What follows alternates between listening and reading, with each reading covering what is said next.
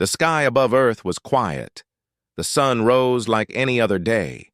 Birds sang, children laughed, cities buzzed with life. But in the control room at Site Theta, Lila Brooks sat in silence, staring at the blank screen.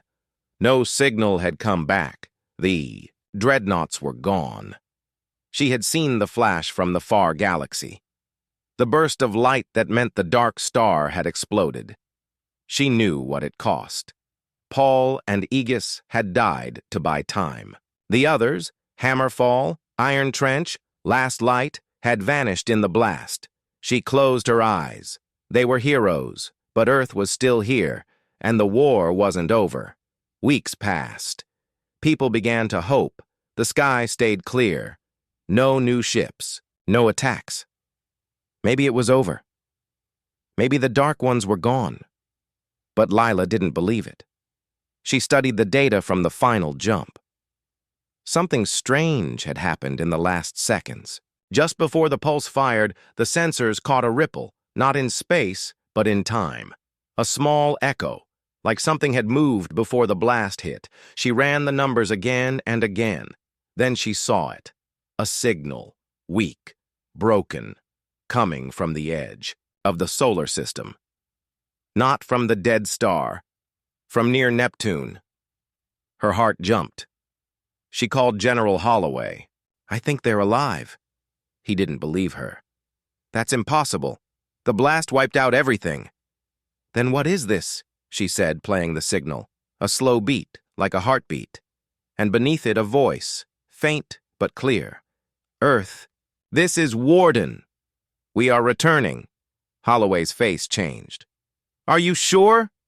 "It's Aegis code. And the others are with it. Their drives must have jumped back when the pulse fired. They didn't get destroyed. They got thrown." "How? Long until they arrive?" 2 days if they hold. Then we meet them." 2 days later, the sky near Neptune lit up, not with fire, with light. 4 shapes emerged from the dark. Aegis was broken. Its front was crushed. 1 wing gone, but it flew.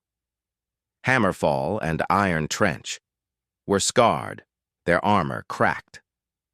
Last Light glowed weak, its core dim. But they were home. Paul stood on the bridge, weak, bruised, but alive. He had survived the crash. Warden had saved him, sealing the core and jumping blind. The other ships had followed the signal back. When he stepped off Aegis, at Site Theta, Lila ran to him. They didn't speak. They just held each other. The world celebrated. Not just the leaders, not just the soldiers. Everyone. Cities lit up, music played. People cried. The ones who were lost had come back. But Paul knew the truth. "It's not over," he said to Holloway later. "We hit them. We hurt them. But the Dark Ones are still out there. And now, they know our name." So, Earth didn't rest. The Dreadnoughts were repaired, faster, stronger. The Kyle stayed, helping build new weapons, new shields. Scientists learned how to grow metal like the Dark Ones did. How to bend light. How to hide. And Paul trained new pilots. Not just from one country, from all over. Men and women from Africa, Asia, South America, Europe. They came to Site Theta. They learned. They flew. Earth was no longer one world. It was a fleet. Then, one day, a new signal came. Not from the Dark Ones. From the stars. 100 voices. 100 worlds. "We heard your fight. We saw your light. We are the free systems. We were silent too. We hid. But no more. We stand with Earth." Lila read the message and smiled. "We're not alone," she said. Paul stood on a hill looking at the sky.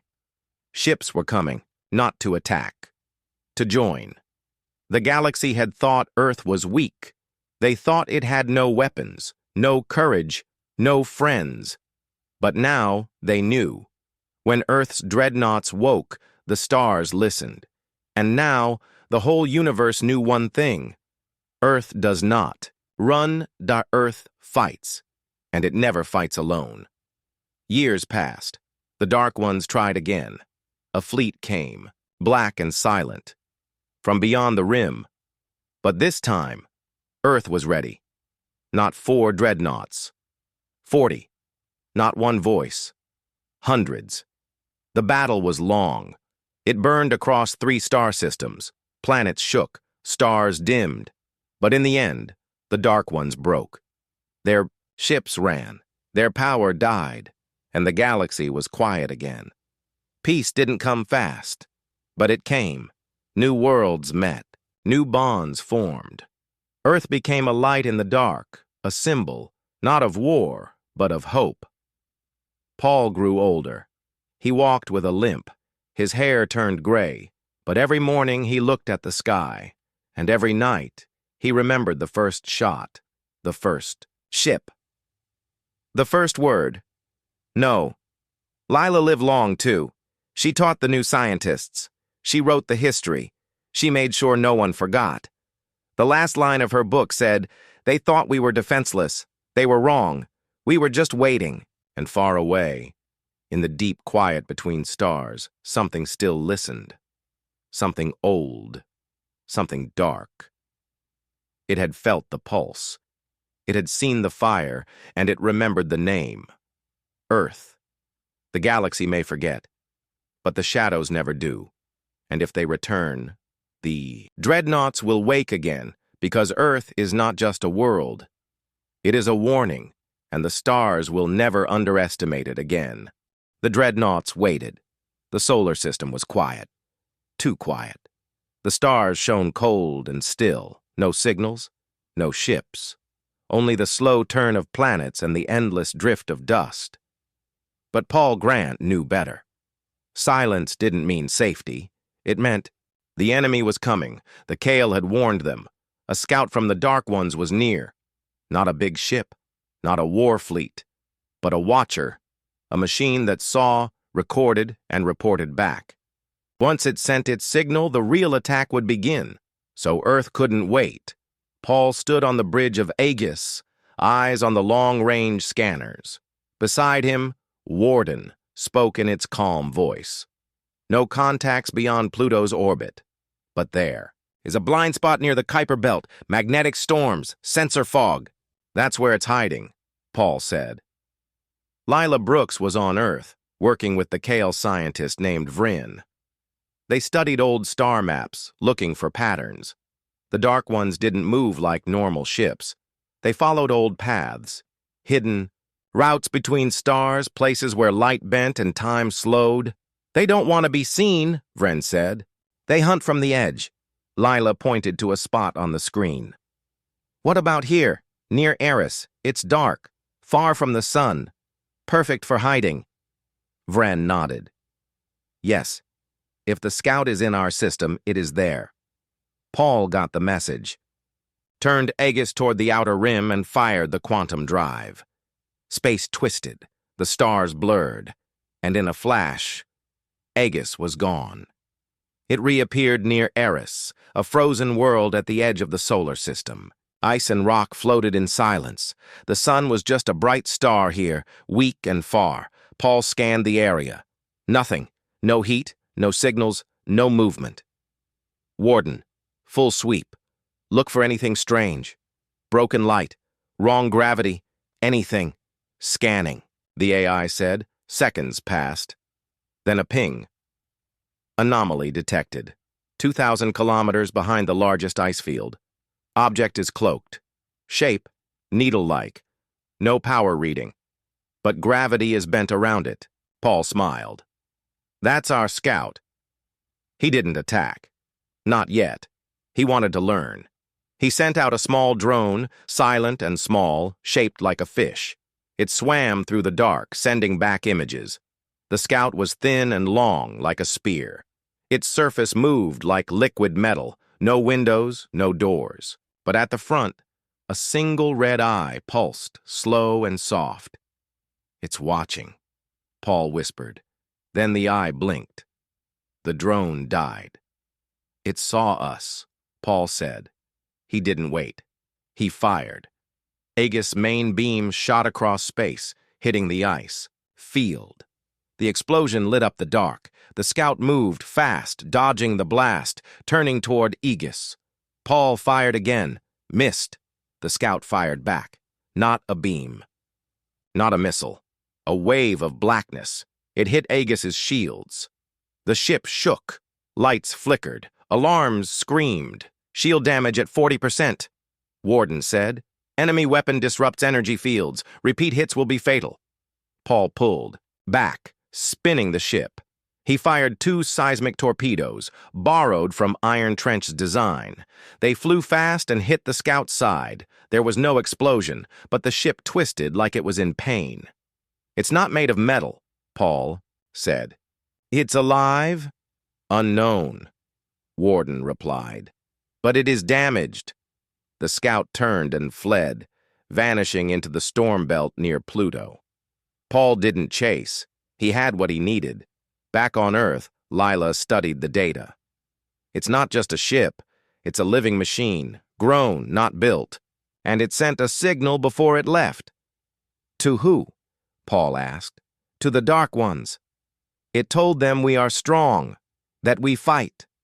"Then we have no more time," Paul said. General Holloway called a meeting. The Kyle were there, so were the world leaders. Paul and Lila joined by HoloLink.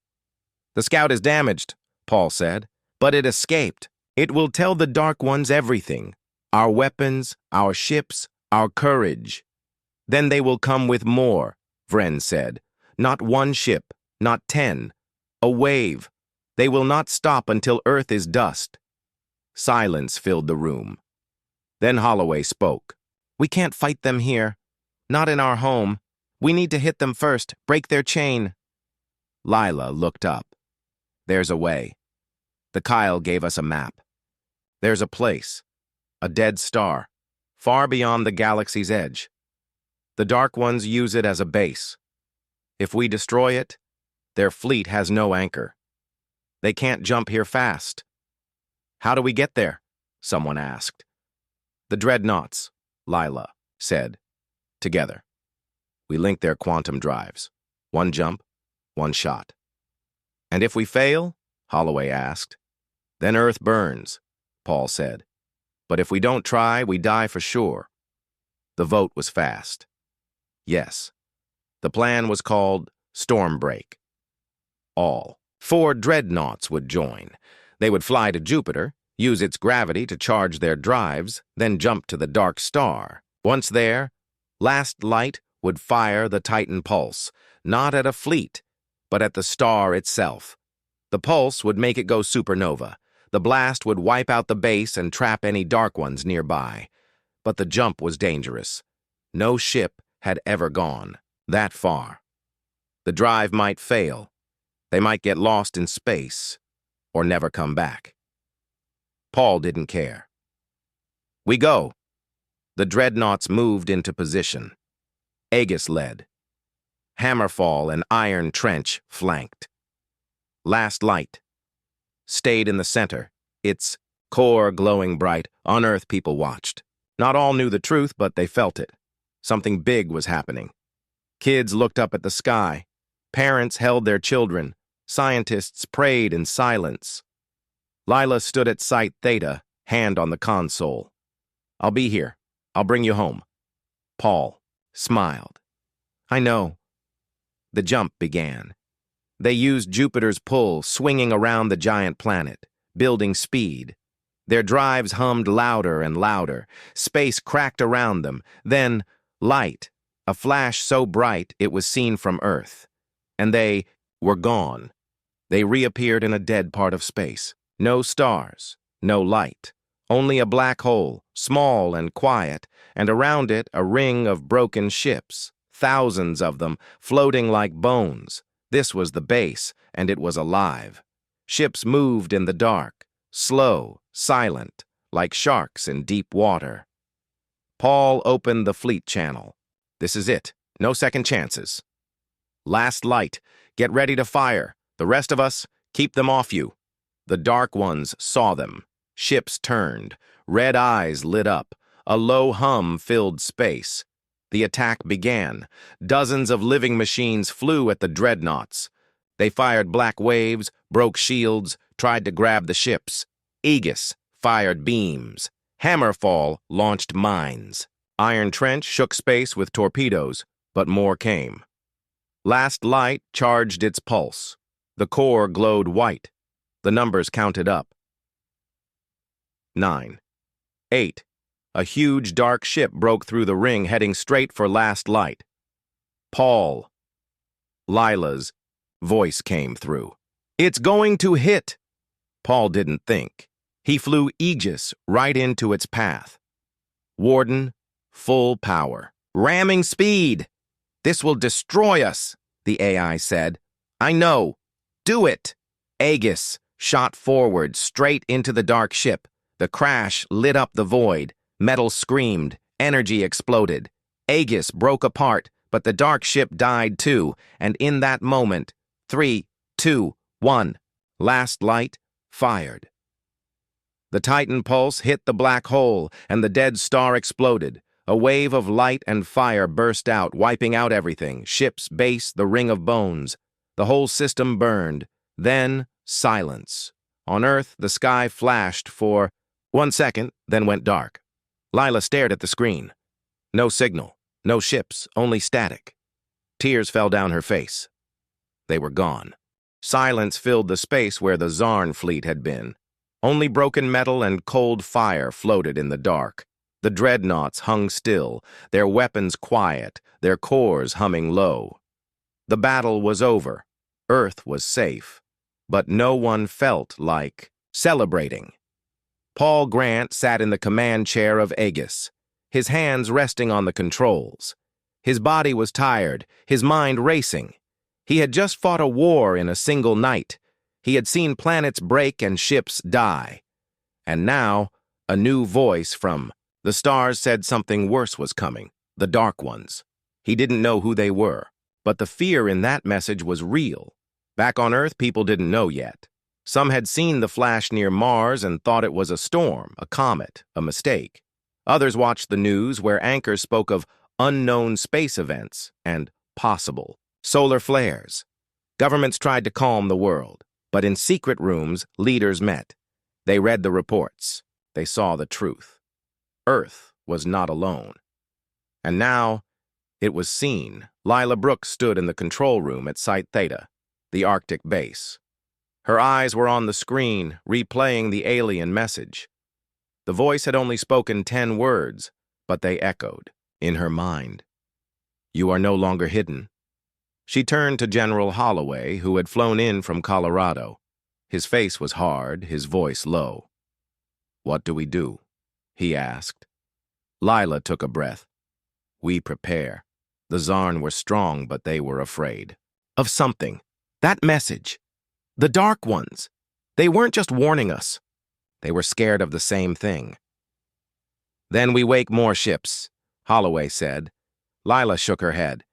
"There are no more Dreadnoughts. These 4 are all that exist. But we can upgrade them, repair them, make them stronger." Paul's voice came over the comms. "We also need to talk to someone. Anyone out there who isn't like the Zarn. If the Dark Ones are coming, we can't fight alone." Lila agreed. "We send a signal, not a weapon, not a threat, a message. We tell the galaxy who we are, that we defend, that we are not prey." Holloway looked at her like she was crazy.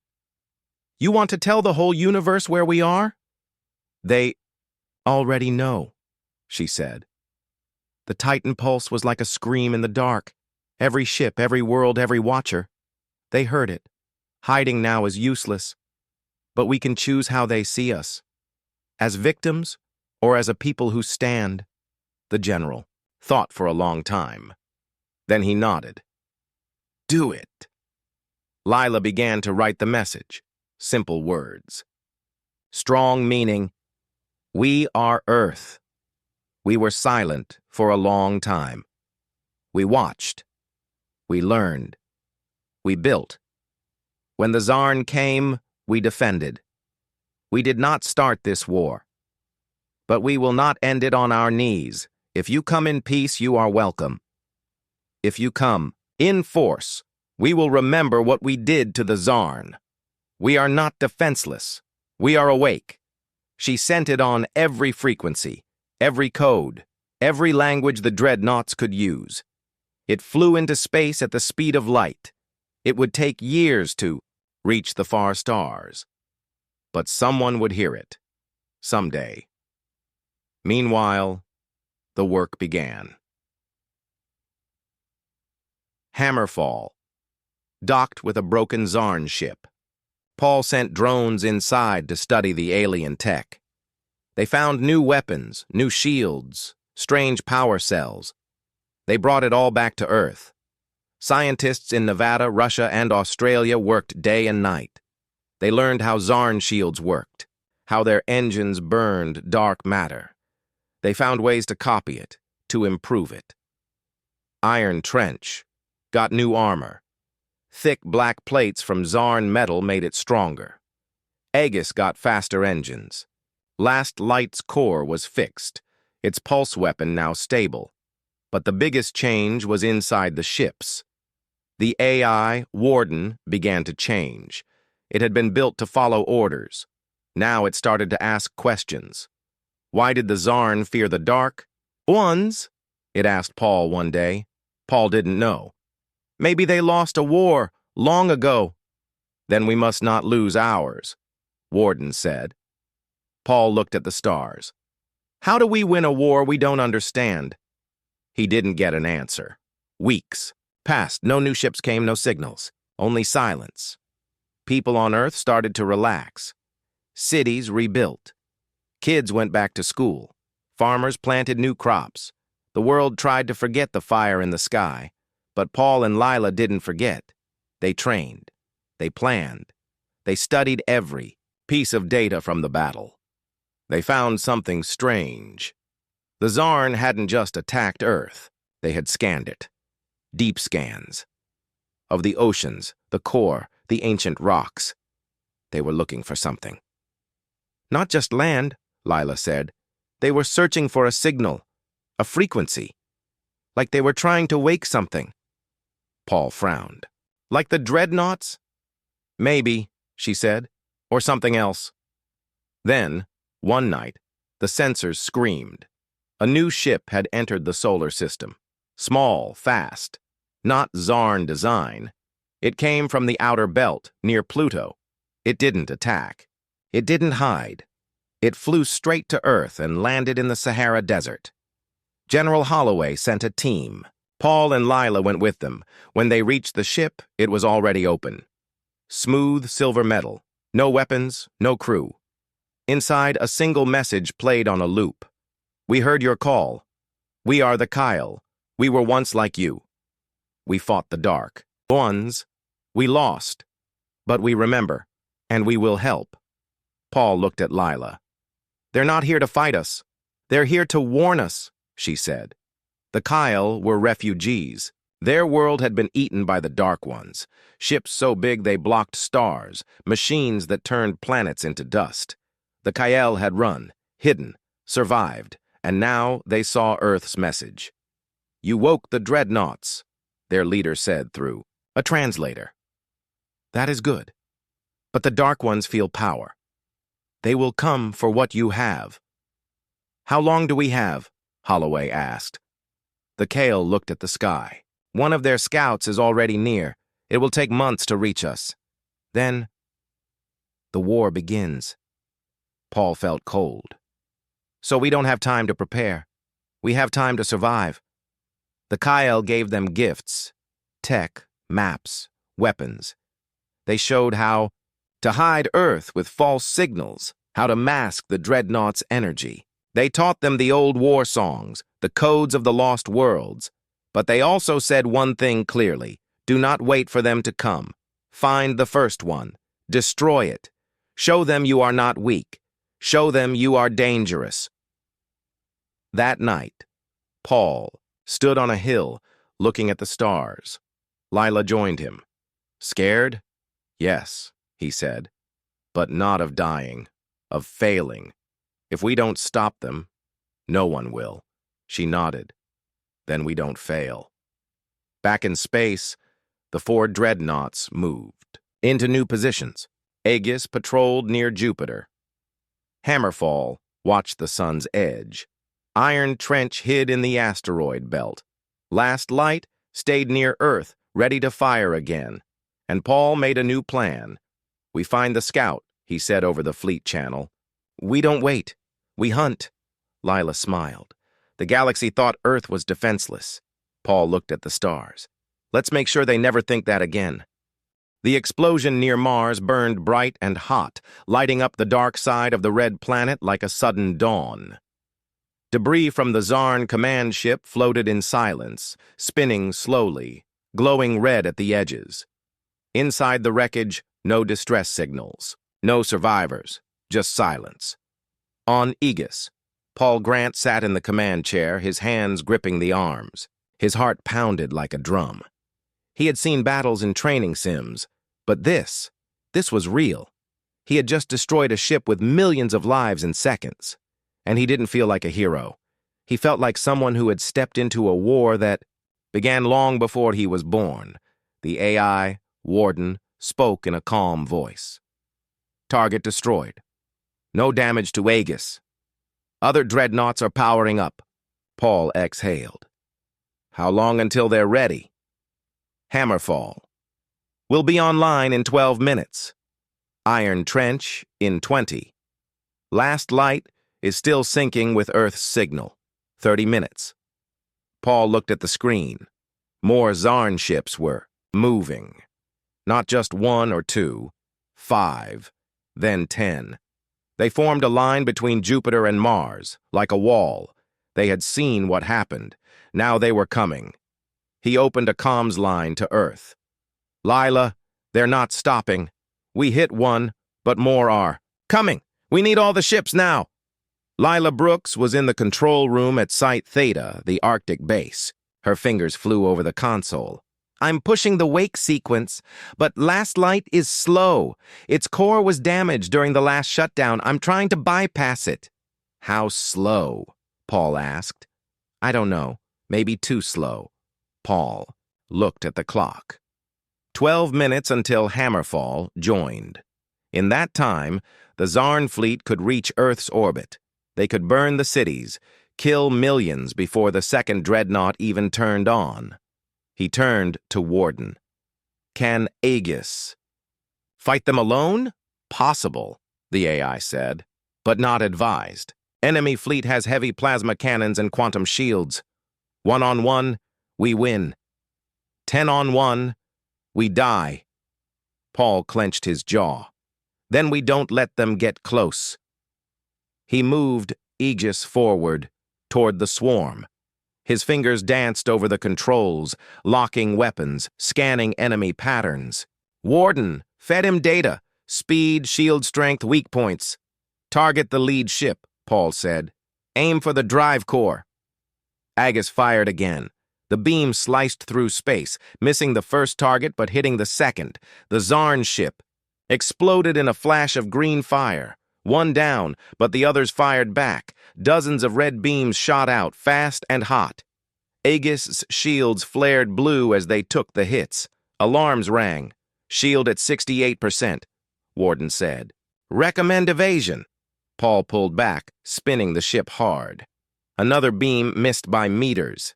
His hands shook. Sweat rolled down his temple. They're learning, he said. On Earth, Lila worked fast. She rewired the old systems using cables and tools from the 21st century. The Last Light activation console was ancient, its screen cracked, its buttons stiff. But she kept going. Near the moon, deep under the surface, Iron Trench rumbled awake. Its lights turned on one by one. Its engines hummed. It rose slowly, breaking through the lunar crust like a shark through ice. Iron Trench online, Warden announced. Moving to join battle. Paul smiled. About time. Iron Trench was different from Aegis. Shorter, wider, built for close combat. It carried seismic torpedoes, weapons that didn't explode but shook space itself, cracking enemy shields from the inside. It jumped into position near Jupiter and fired. The first torpedo hit a Zarn cruiser. For a second, nothing.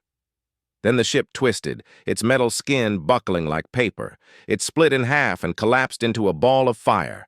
Two more Zarn ships turned to fight Iron Trench. Paul saw his chance. Aegis. Full speed. Aim for the command.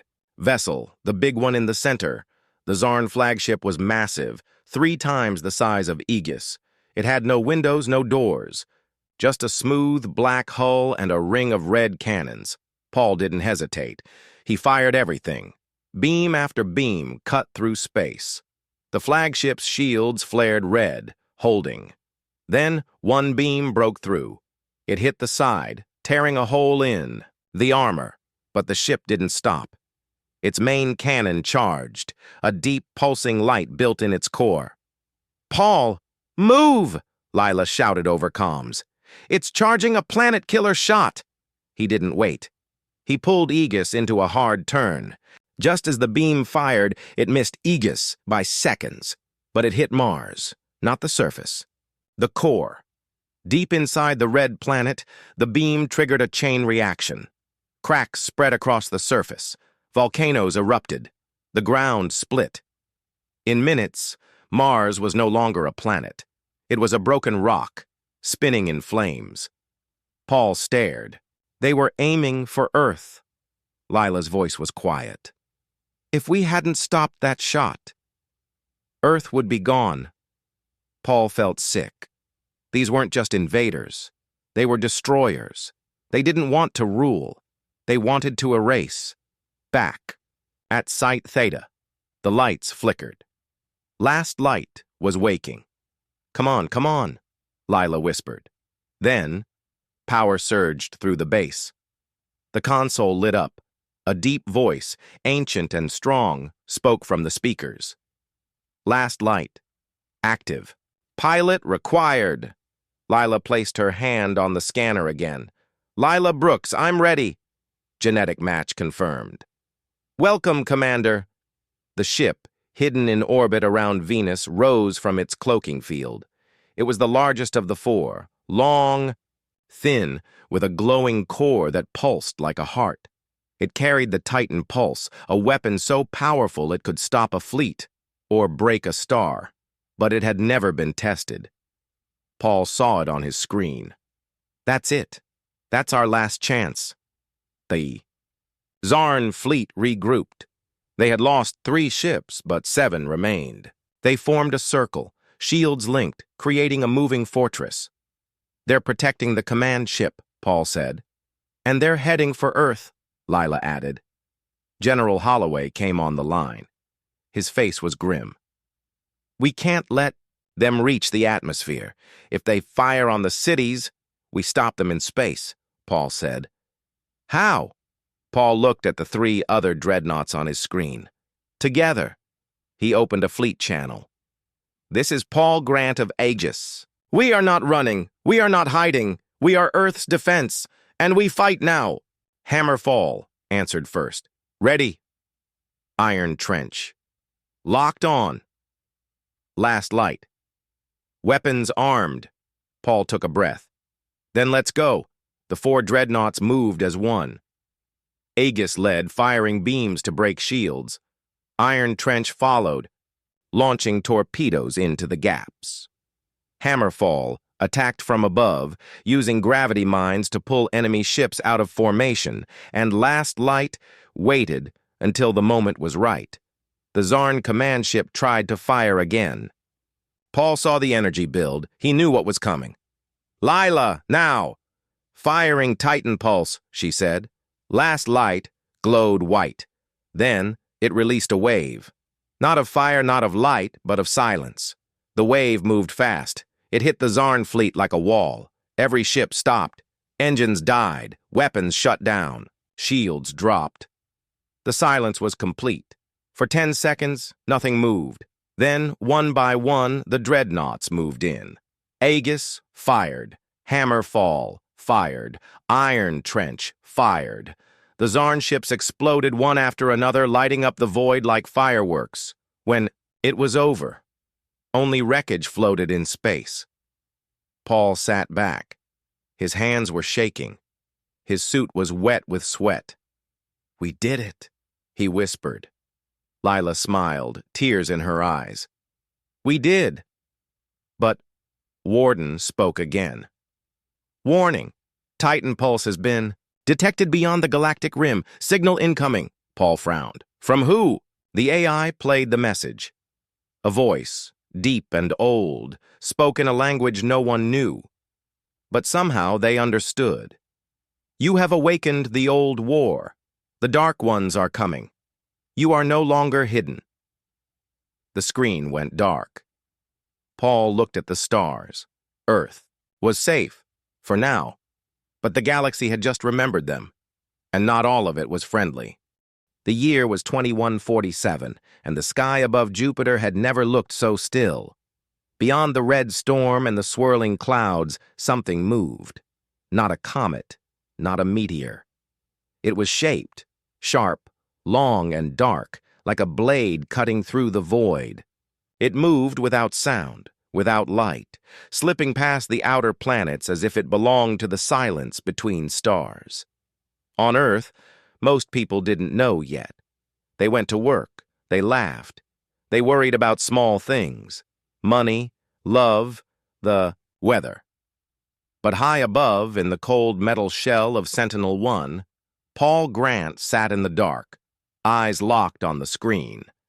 He was a commander, not a hero. He had joined the Space Defense Force for the pay, the travel, the chance to see something real beyond the smog of Las Vegas where he grew up. He didn't expect to be the first human to see an alien warship. "That's not ours," he said, voice low. His assistant, a young woman named Tina Morales, leaned over his shoulder. "No, nothing from NASA, no military tag, no signal. It's just there." The object was big. Too big. Longer than a city block, maybe twice that. Its surface drank the light like it was made of shadow. It had no wings, no engines anyone could see. It just moved, smooth, fast, and straight toward Earth. Paul tapped the comms. "Sentinel Control, this is Grant. We have an unknown inbound. Repeat, unknown object crossing Jupiter's orbit. No identification. No response to hails." Silence for 10 seconds. Then a voice, shaky, from Mission Control in Colorado. "Commander, are you sure it's not a test drone? Maybe Chinese or Euro Union?" "I'm sure," Paul said. "This thing wasn't built by us. They watched it for hours. It didn't slow. It didn't turn. It ignored every signal Earth sent. Peace messages, math codes, music, even the old Voyager recordings. Nothing worked. Then, on the third day, it spoke. Not through radio, not through sound. The message came straight into every screen, every device, every satellite in the solar system. Words in no language, yet everyone understood. Surrender. You are weak. You are not ready. We are the Zarn. This world is now under our rule. The word stayed on every screen for exactly 1 minute. Then the signal cut. Paul felt cold. "They're not asking," he said. "They're telling." Across the planet, panic started slow, then exploded. Governments called meetings. Armies moved. People looked up at the sky like they could see the threat. But the Zarn ship was still far away. It would take weeks to reach Earth. That's when Lila Brooks got the call. She was not a soldier. She was a scientist working at the Nevada Deep Space Array, a line of giant dishes buried in the desert that listened to the stars. She studied signals, natural ones, like pulsars, or maybe one day, alien ones. She never thought she'd find one in her lifetime. But now, she saw something strange. While everyone focused on the Zarn's loud message, Lila noticed something else. Small pulses hidden in the noise, faint, repeating, like a heartbeat. She filtered them, cleaned the data, and ran them through the old decoders. They weren't random. They were codes, and they were coming from near Neptune. "This isn't from the Zarn," she told her team. "This is older, much older." She sent the data to Sentinel-1. Paul looked at it and frowned. "What am I seeing?" "Structures," Lila said over the comms. "Big ones. Buried in ice, hidden under quantum fields. I think they're ships." "Alien ships?" "No," she said. "I think they're ours." Paul didn't believe her, but he went to his superiors. They didn't believe her either. Until the Zarn moved, the alien ship reached Mars. It didn't land. It didn't talk. It just fired. A single beam, thin and blue, shot from its side and hit the red planet. In seconds, the human colony there, 3,000 people, homes, labs, greenhouses, was gone, vaporized. No explosion, no fire, just silence. The message was clear. "We are not here to talk." Earth's leaders finally listened. They called Lila. They asked her to prove it. She did. She showed them old files, long buried, marked Project Aegis. It was a secret project from the 2090s, after a strange ship was found in the asteroid belt. It had no crew, no markings. But inside, there, were plans, weapons, and warnings. The warning said, "They will come again. We lost once. Do not lose again." Humans had studied the ship, learned from it, built something in secret, something powerful, but they were afraid. So they hid it, buried it, turned it off, and then they forgot. Lila found the last entry in the file. "Activation requires genetic key. Only descendants of the original team may wake the fleet." She checked the names. Her great-grandfather was on the list. So was Paul's. They weren't just random people. They were heirs to a forgotten war. General Rick Holloway, head of Earth's defense, pulled them both in. He was an old man, scarred from the Pacific War, with eyes that had seen too much. "You're telling me," he said, "that we built alien warships and just left them out there?" "Yes," Lila said. "And if we don't wake them now, there won't be an Earth to save." Holloway didn't hesitate. "Do it." They flew to Site Theta, a base under the Arctic ice. It had been sealed for over 50 years.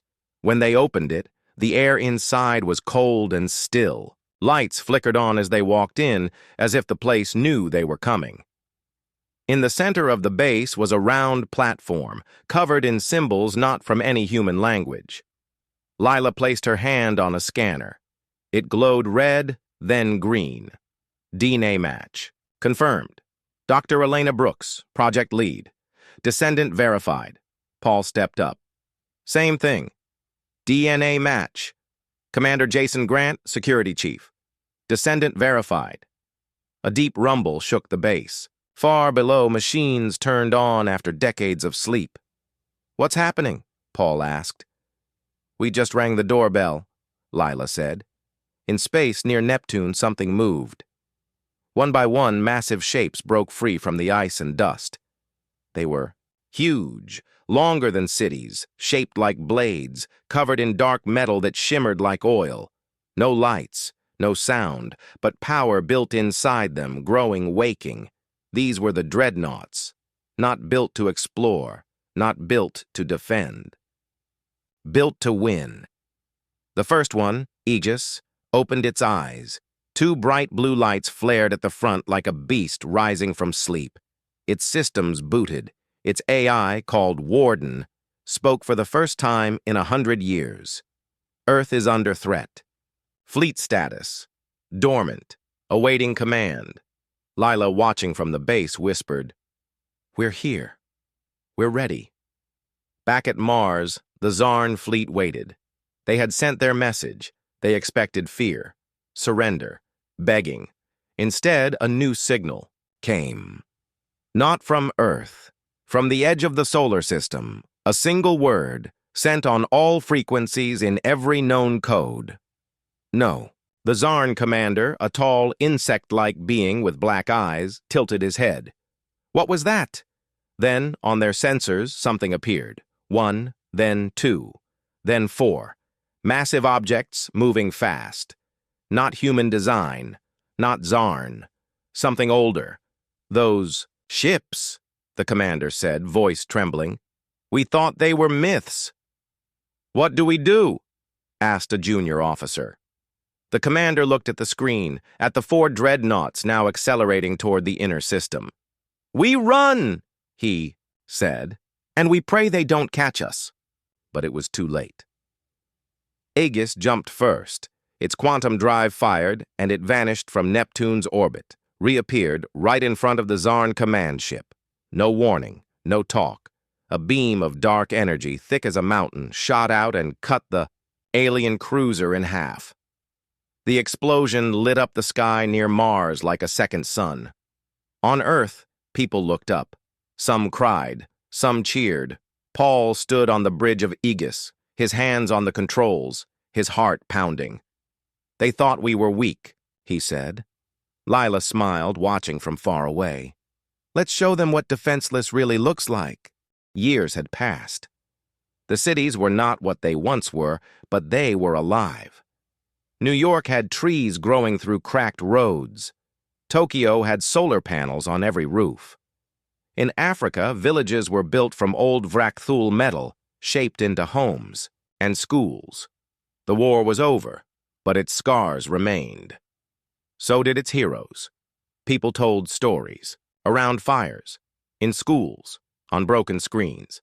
They spoke of the day the sky rained soldiers, of the men and women who fell from orbit and changed everything.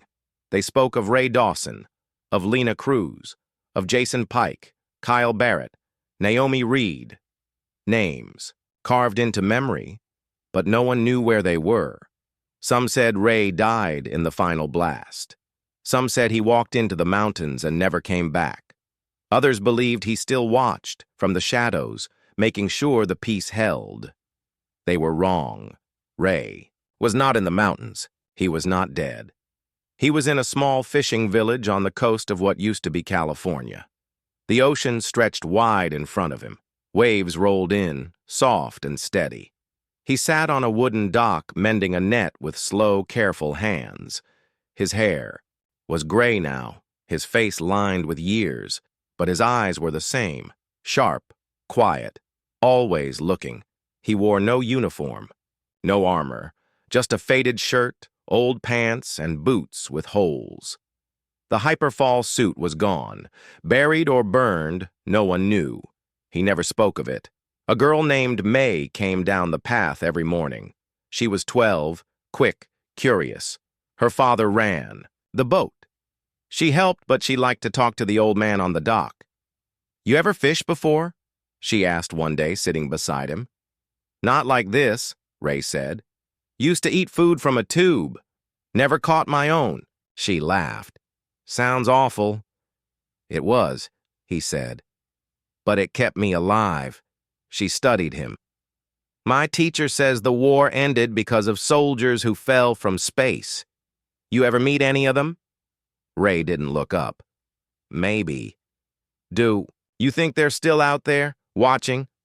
Some are, he said. Some just want to rest. She nodded, like she understood. Later that day, a ship appeared on the horizon. Not a fishing boat, too big, too fast. It flew no flag, but the shape was familiar, military. Earth-made, but new. Sleek. Armed. It docked near the village. Men and women in clean uniforms stepped out. They carried tablets, scanners, and weapons. They asked questions, showed photos. One of them, a woman with short hair and sharp eyes, walked straight to the dock. She looked at Ray. He kept mending the net. You don't age well, do you? She said. Ray didn't look up. I've been resting. The world thinks you're dead, she said. Makes things easier. She sat down. We found something. That got his attention. He looked at her. What? Signal. Deep space. Repeating. Same code as Sigma Station. Ray's hands stilled. Sigma was destroyed. Maybe not all of it. The message is weak. But it's there. And it's been looping for weeks. What does it say? Help. Ray stood slowly. The net fell to the dock. May watched from a distance, eyes wide. "Who's that?" she asked. The woman turned. "This is Captain Ray Dawson. He saved the world." May couldn't speak. Ray ignored her. "When did you get the signal?" 3 days ago. We traced it to a point near Neptune. Could be a trap. Could be real." He looked at the sky. Dark now. Full of stars. "It's real," he said. "Sigma had a deep-range backup station. If the main one fell, it would stay silent. Only activate if it found something important." "Like what?" "Like another threat." The woman, her name was Carla, nodded. "We have a ship. Fast. Armed. We can go." "I'm not going," Ray said. Carla didn't blink. "You don't have a choice. No one else knows how to fight like you. No one else has been where you've been." "I'm old," he said. "You're still alive," she said. "And that means you're still needed." He didn't answer.